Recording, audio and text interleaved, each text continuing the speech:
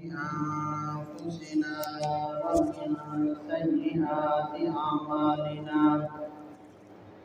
من يهده الله فلا مضل له ومن يضلله فلا هادي له ونشهد أن لا إله إلا الله وحده لا شريك له ونشهد أن سيدنا وسندنا وحبيبنا وشفيعنا وهادينا ومولانا وملجانا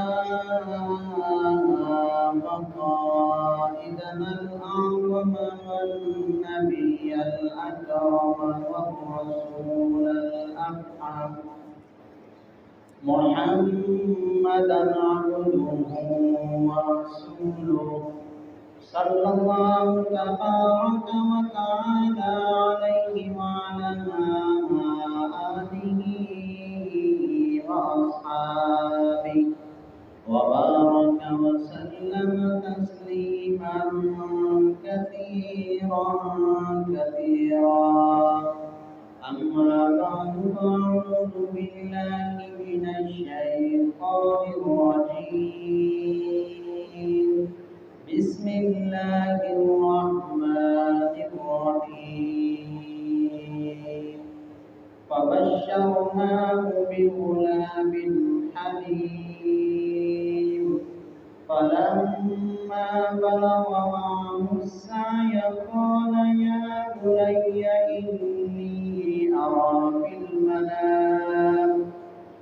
إني أرى في المنام أني أذبحك فانظر ماذا ترى قال يا أبت افعل ما تؤمر ستجدني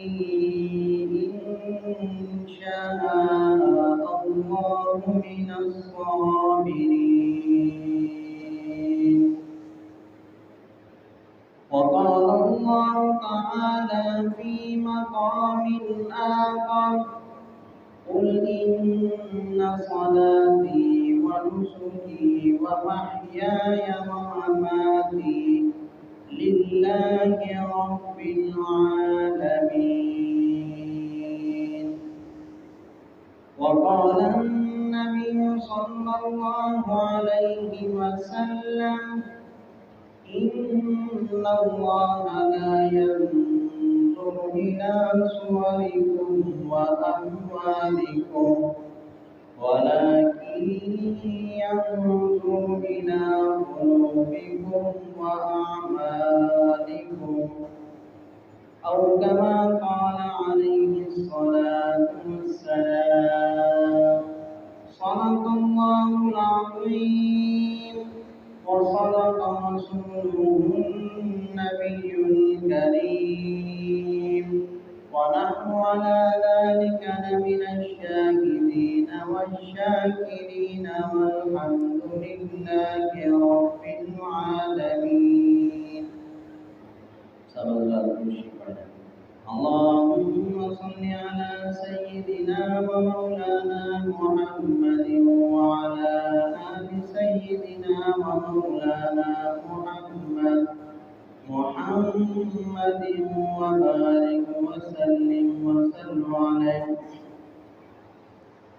سامعین محترم مکرم بھائیوں دوستوں بزرگوں، آج میں آپ حضرات کے سامنے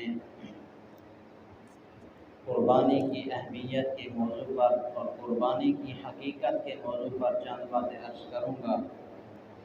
دعا فرمائیں اللہ تبارک و تعالی مجھے حق سچ کہنے کی اور ہم سب کو حق سچ سمجھنے کی اور اس پر عمل کرنے کی توفیق عطا فرمائے، سب کہتے ہیں آمین۔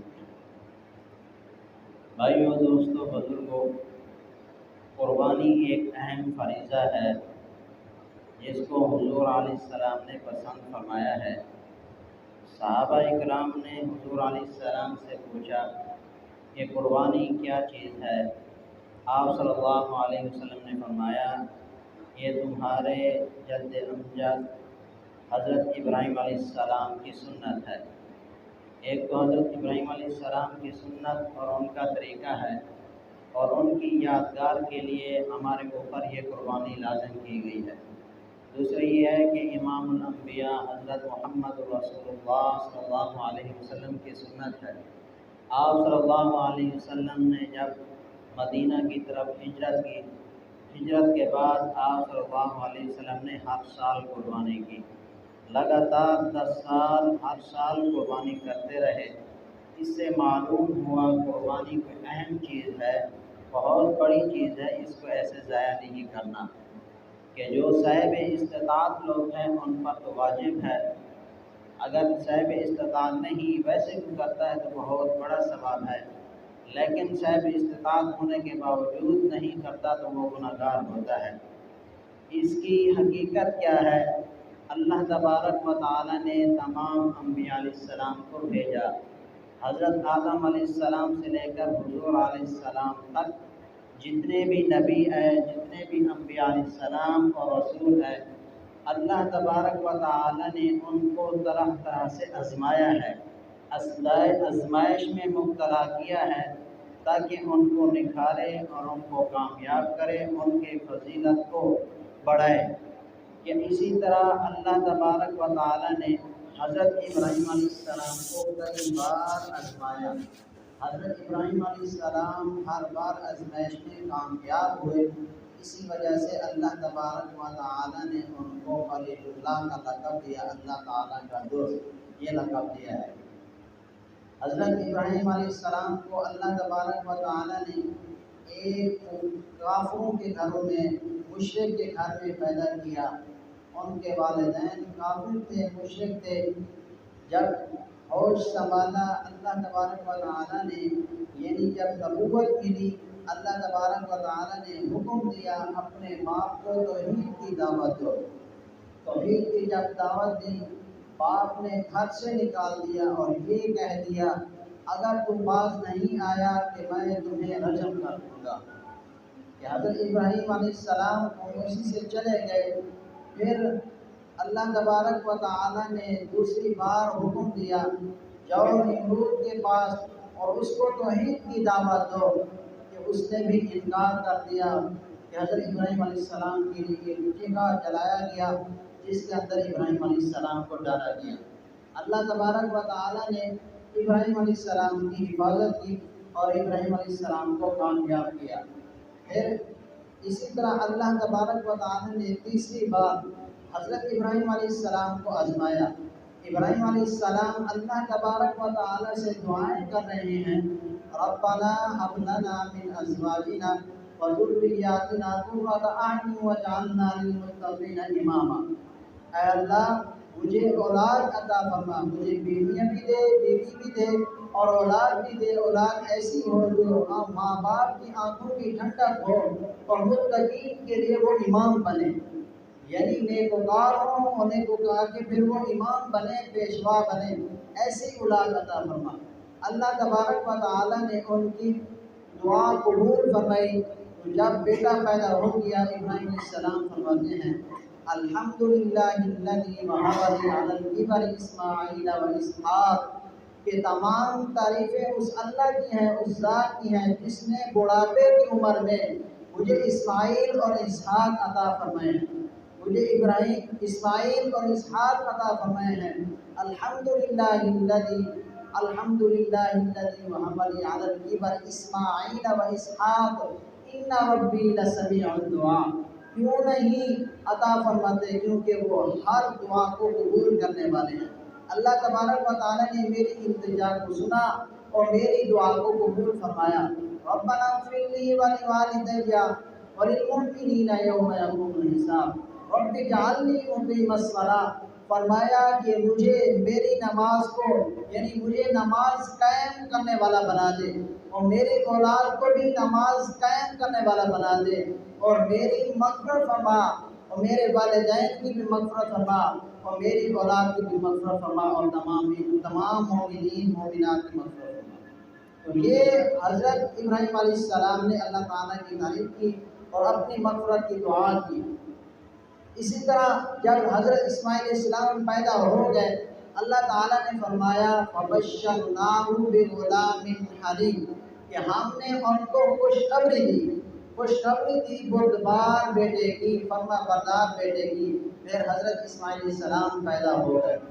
حضرت اسماعیل علیہ السلام جب بڑے ہوئے، بلوغت کو پہنچے، ایک روایت کے مطابق آپ کی عمر 12 سال کی تھی، ایک روایت کے مطابق آپ کی عمر 13 سال کی تھی، بعض حضرات فرماتے ہیں آپ بلوغت کو پہنچ چکے تھے۔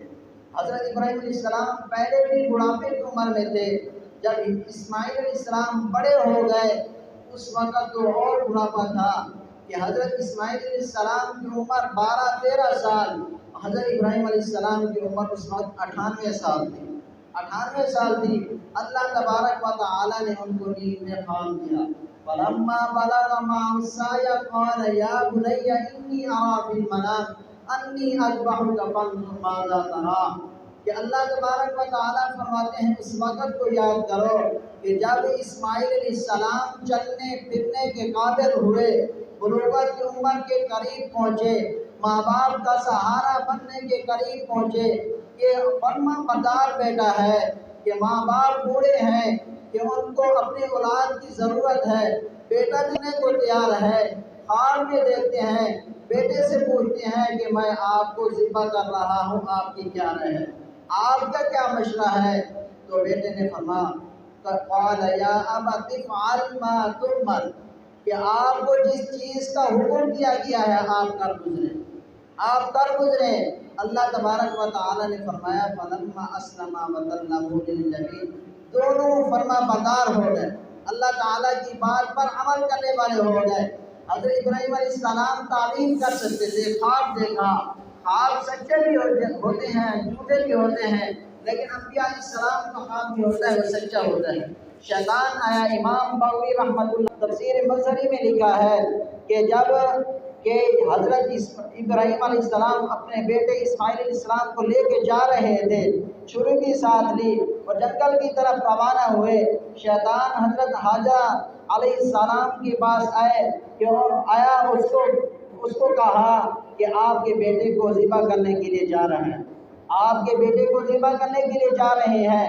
ماں نے پوچھا کیوں ذبح کرنے جا رہا ہے، یہ کیا وجہ ہے؟ فرمایا یہ اللہ کے حکم کی وجہ سے۔ فرمایا اگر اللہ کی حکم ہے، اللہ کا حکم ہے تو بیٹے کو ذبح ہی کر دے۔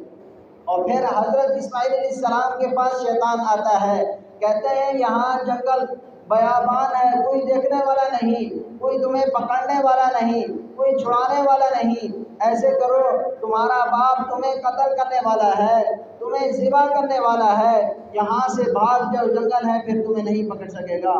تو اس نے حضرت اسماعیل علیہ السلام نے فرمایا کہ میرا باپ مجھے کیوں قتل کرے گا، مجھے کیوں ذبح کرے گا؟ فرمایا اللہ کا حکم ہے اس وجہ سے تمہیں ذبح کرے گا، قربان کرے گا۔ فرمایا اگر اللہ کا حکم ہے تو پھر میں اپنی جان دینے کو تیار ہوں، ذبح ہونے کے لیے تیار ہوں۔ شیطان یہاں سے بھی کہ نا امید ہوا، پھر حضرت ابراہیم علیہ السلام کے پاس گیا۔ جب ابراہیم علیہ السلام کے پاس جاتا ہے، ابراہیم علیہ السلام کو کہتا ہے کہ آپ کو خواب آیا، خواب کی تعبیر بھی ہو سکتی ہے کہ آپ نے خواب میں دیکھا اپنے بیٹے کو ذبح کر رہے ہیں، اس کے بدلے آپ کوئی صدقہ دے دیں، کوئی بکرا، کوئی اونٹ، کوئی گائے وغیرہ کوئی جانور ذبح کر دیں، آپ کی خواب کی تعبیر پوری ہو جائے گی، بیٹے کو ذبح نہ کریں۔ حضرت ابراہیم علیہ السلام نے 7 کنکر اٹھائے اور 3 جگہوں پر اس شیطان کو مارا اور لعین مردود کہہ کر اس کو بھگا دیا۔ تو اس وجہ سے حضرت ابراہیم علیہ السلام کی یہ سنت کو آج زندہ رکھا گیا ہے کہ یہ جمرات حج کے موقع پر جو 3 جمرات، جمرہ اولا، جمرہ وسطیٰ، جمرہ عقبہ، 3 قسم کے اور درمیانہ اور بڑا، تینوں کو 7 کنکریاں ماری جاتی ہیں، یہ حضرت ابراہیم علیہ السلام کی سنت کی وجہ سے ہے۔ اور آگے چلے کہ اللہ تعالیٰ نے فرمایا فَلَمَّا أَسْلَمَا وَتَلَّهُ لِلْجَبِينِ، جب باپ نے بیٹے سے پوچھ لیا، مشورہ لے لیا، بیٹا پہلے ہی سے تیار ہے، اللہ نے فرمایا دونوں فرما بردار ہو گئے، دونوں تیار ہو گئے۔ پھر باپ نے اپنے بیٹے کو پیشانی کے بل لٹا دیا، منہ کو نیچے کر دیا۔ حضرت اسماعیل علیہ السلام فرماتے ہیں کہ ابا جان کہ میرے ہاتھ پاؤں باندھ دیں تاکہ جب میرے اوپر چھری چلے کہ میرے ہاتھ پاؤں نہ ہلیں، کہ ہو سکتا ہے میں ہلوں اور چھری کے تیز چھری کے چلنے کی وجہ سے میں آڑ بن جاؤں، اللہ تعالیٰ کے حکم میں تاخیر ہو، اس وجہ سے میرے ہاتھ اور پاؤں باندھ دیں۔ کیا منظر ہوگا؟ تھوڑا دماغ میں لائیں کہ ایک بیٹا اپنے بیٹے کو ذبح کر رہا ہے، آسمان والے دیکھ رہے ہیں، فضاں جھوم رہی ہے، فرشتے کیا دیکھ رہے ہوں گے، اللہ تبارک و تعالیٰ فخر کر رہے ہوں گے، میرا ایک انسان، میرا ایک دوست، میرا نبی کہ ایک خواب کی وجہ سے اپنے بیٹے کو ذبح کر رہا ہے، اپنے بیٹے کو ذبح کر رہا ہے۔ حضرت اسماعیل علیہ السلام فرماتے ہیں کہ میرے ہاتھ پاؤں باندھ دو تاکہ چھری زیادہ تیز چلے، اللہ کے حکم میں مانے میں نہ بن جاؤں، اللہ کے حکم میں آڑ نہ بن جاؤں تاکہ تاخیر نہ ہو۔ حضرت ابراہیم علیہ السلام نے سوچا کہ بیٹا ہے، اگر میں آنکھوں پر پٹی نہیں باندھتا ہو سکتا ہے جب یہ تڑپے گا چھری چلے گی، ہو سکتا ہے کہ میرے دل میں نرمی پیدا ہو، میں چھری نہ چلا سکوں، اپنی آنکھوں پر پٹی باندھ لیتے ہیں۔ بیٹے کو لٹا دیا، اب چھری چلاتے ہیں، چھری نہیں چلتی، پھر تیز کرتے ہیں، پھر چلاتے ہیں، چھری نہیں چلتی، 3 بار تیز کیا، تیسری بار بھی نہیں چلی، پھر جب چوتھی بار حضرت ابراہیم علیہ السلام نے چھری چلائی، چھری چل گئی، کہ جب آنکھوں سے پٹی کھولی، ادھر حضرت اسماعیل علیہ السلام ہنس رہے ہیں، کھیل رہے ہیں، کود رہے ہیں، کہ دیکھتے ہیں کہ دمبا ذبح ہو گیا۔ حضرت جبرائیل علیہ السلام کہ جنت سے وہ دمبا لے کر آ گئے، اللہ تعالیٰ نے فرمایا قد صدقت الرؤیا، قد صدقت الرؤیا، آپ نے اپنا خواب سچا کر دکھایا، آپ اپنی آزمائش میں کامیاب ہو گئے۔ کہ یہ آزمائش کیوں؟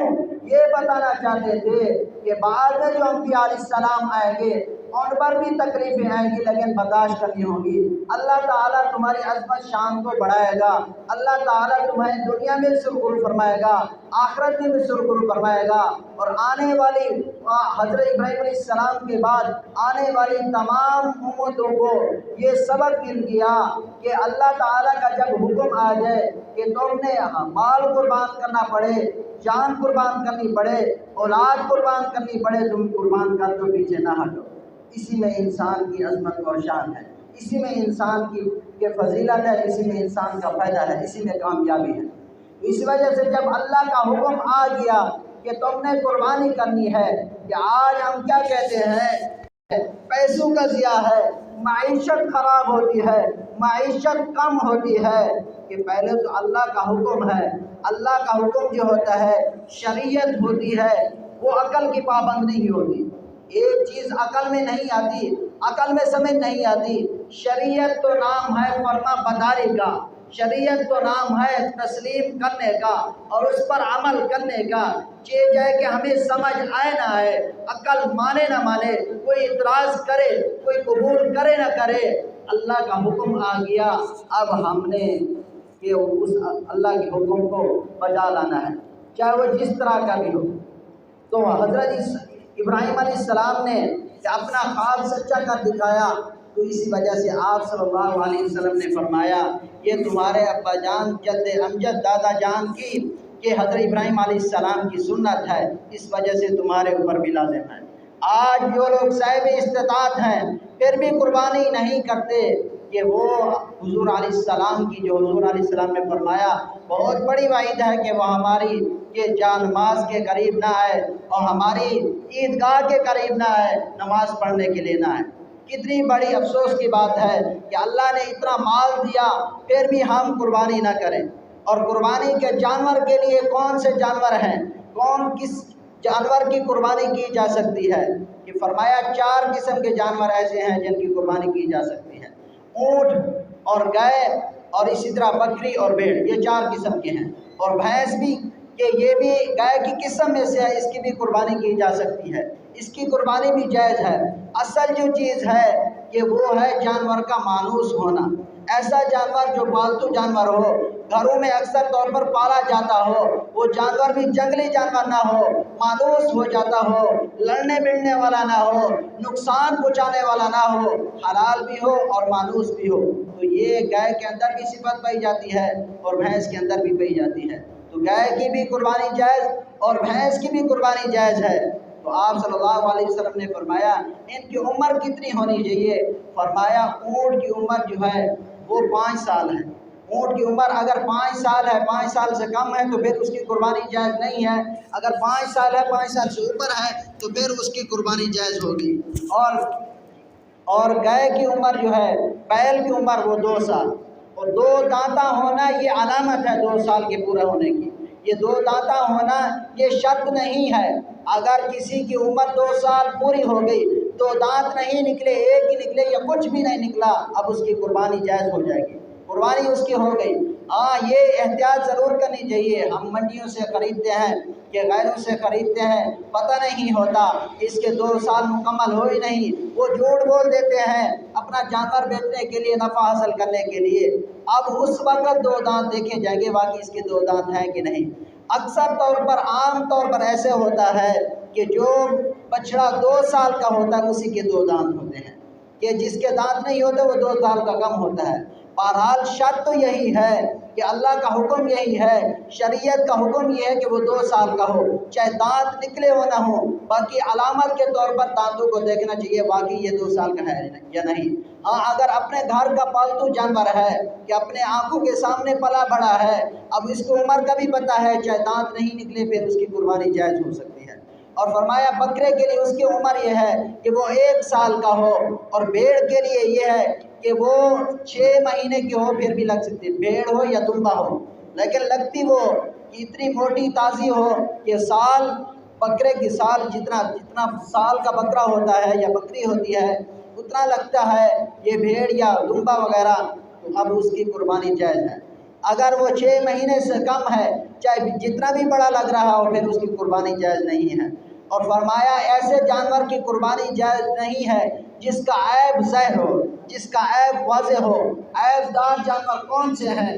فرمایا جو کانا ہو، جس کی نظر چلی گئی ہو، اندھا ہو نابینا ہو، یا دونوں آنکھیں چلی گئی ہوں یا ایک آنکھ چلی گئی ہو، اس کی قربانی جائز نہیں ہے۔ ہاں اس کی نظر کم ہے، نظر بھی اتنی کم ہے کہ اس کا تہائی حصہ چلا گیا ہے، پھر اس کی قربانی جائز نہیں ہوگی۔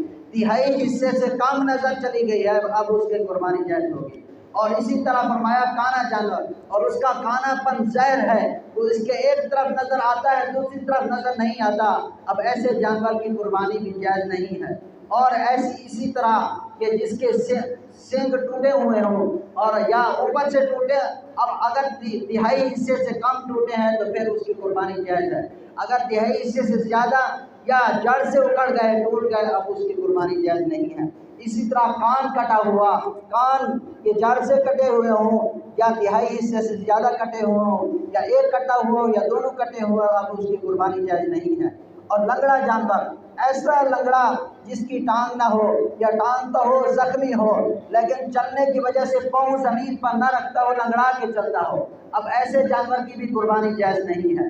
ہاں اگر تھوڑی بہت چوٹ ہے کہ زمین پر رکھتا ہے، اس پر زور دیتا ہے، دباؤ دیتا ہے، چلتا ہے، لیکن تھوڑی مشقت کے ساتھ، ایسے جانور کی قربانی جائز ہے۔ جو زمین پر بالکل نہیں رکھتا اس کی جائز نہیں ہے۔ تو یہ جس کا عیب ظاہر، اسی طرح فرمایا کہ دبلا پتلا اتنا ہے، اس کا گودا بھی نظر آ رہا ہے کہ وہ چل کر قربان گاہ تک بھی نہیں جا سکتا، یا ایسا مریض ہے یا اس کو خارش کی واضح ہے، الرجی ایسی ہے اور اس کے گوشت تک پہنچ چکی ہے، ایسے جانور کی قربانی جائز نہیں ہے۔ اس کے علاوہ جو چھوٹے موٹے عیب ہیں اس کی قربانی جائز ہو سکتی ہے۔ اگر کسی نے قربانی کے لیے جانور خریدا، اب اس کو ذبح کر رہا ہے قربانی کے دن، گراتے وقت اب اس کی ٹانگ ٹوٹ گئی، کوئی ایسی چیز ٹوٹ گئی ہے، کوئی عیب آ گیا، وہ عیب شمار نہیں کیا جائے گا، اس کو ذبح کیا جائے گا، قربانی قبول ہو جائے گی۔ اللہ تبارک و تعالیٰ سے دعا ہے اللہ تعالیٰ ہمیں تمام مسائل سے آخر دعوانا